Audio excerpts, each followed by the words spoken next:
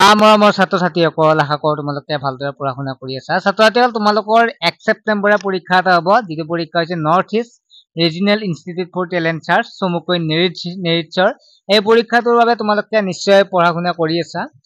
তোমালোকে বহুতে মোক আগৰ ভিডিঅ' কেইটা সঁহাৰি দিছা বা তোমালোকে কৈছা যে নতুন ভিডিঅ' লাগে, আৰু তোমালোকৰ সুবিধাৰ কাৰণে মই কেইটামান ইম্পৰ্টেণ্ট হয় ভিডিঅ' লৈ আহিছো। এই ভিডিঅ'টো বিশেষকৈ তলৰ ছাত্ৰ ছাত্ৰীৰ বাবে তোমাক থাম্বনেইলত চাই গম পাইছা কোনবিলাক ছাত্ৰ ছাত্ৰীৰ কাৰণে হয়।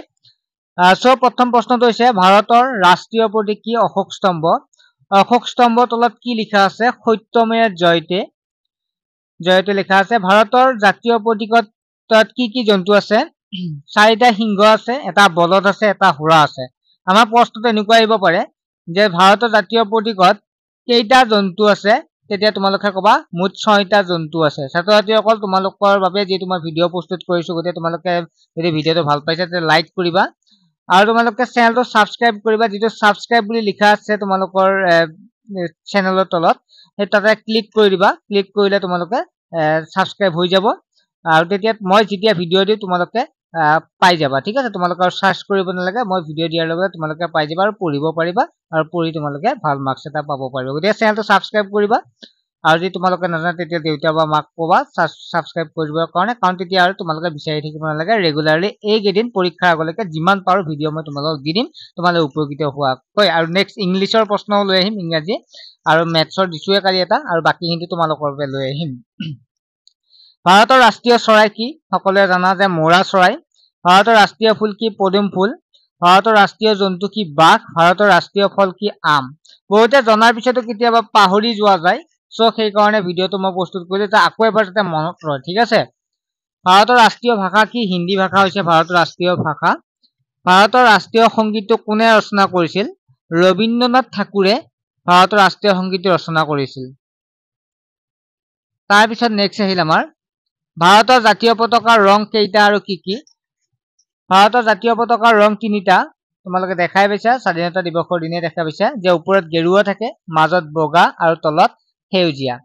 জাতীয় পতাকাৰ দৈৰ্ঘ্য আৰু প্ৰস্থ অনুপাত কিমান? জাতীয় পতাকাখনৰ দৈৰ্ঘ্য আৰু প্ৰস্থ অনুপাত হৈছে 3:2, অৰ্থাৎ দৈৰ্ঘ্য 3 মিটাৰ আৰু প্ৰস্থ 2 মিটাৰ, অৰ্থাৎ 3:3 এনেকুৱাকে কৰা হয়।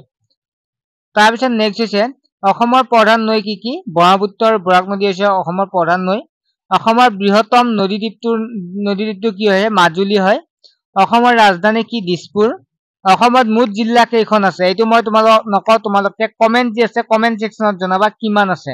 ঠিক আছে, কোনে ক'ব পাৰা তোমালোকক চাম যে অসমত মুঠ জিলা কেইখন আছে। ঠিক আছে, আৰু নেক্সট ক্লাছত কিন্তু মই কৈ দিম, তোমালোকে কমেন্টত জনাই দিবা নেক্সট ভিডিঅ'ত। অসমৰ মুঠ মহকুমা কেইটা আছে? 78টা মহকুমা আছে অসমত বৰ্তমান মুঠ মহকুমা। ঠিক আছে, তাৰপিছত হৈছে অসমৰ মাটিকালি কিমান? অসমৰ মাটিকালি হৈছে 78,438 বৰ্গ কিলোমিটাৰ। অসমৰ জনসংখ্যা কিমান? অসমৰ মুঠ জনসংখ্যা 3,11,69,252 জন আছে অসমত মুঠ জনসংখ্যা। পুৰুষৰ সংখ্যা হৈছে 1,59,54,929 জন আৰু মহিলাৰ সংখ্যা হৈছে 1,52,14,345 গৰাকী। অসমত জনসংখ্যা ঘনত্ব প্ৰতি বৰ্গ কিলোমিটাৰত কিমান হয়? 397 জন আৰু অসমত মুঠ শিক্ষিত হাৰ হৈছে 1,95,07,017 জন। অসমত শিক্ষিত হাৰ হৈছে হাৰ কিমান সুধিছে? 73.18% জন। অসমত শিক্ষিত পুৰুষ হৈছে 78.81 অৰ্থাৎ 78.81%।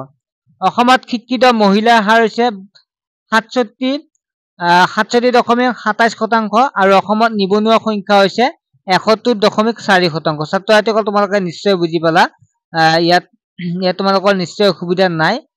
যদি তোমালোকে ভিডিঅ'টো ভাল পালা তেন্তে লাইক কৰিবা আৰু চেনেলটো সাবস্ক্ৰাইব কৰিবা। নেক্সট ভিডিঅ'ত লগ পাম, নেক্সট আমি ইংলিছ ক্লাছ লৈ আহিম, তোমালোকে চেনেলটো সাবস্ক্ৰাইব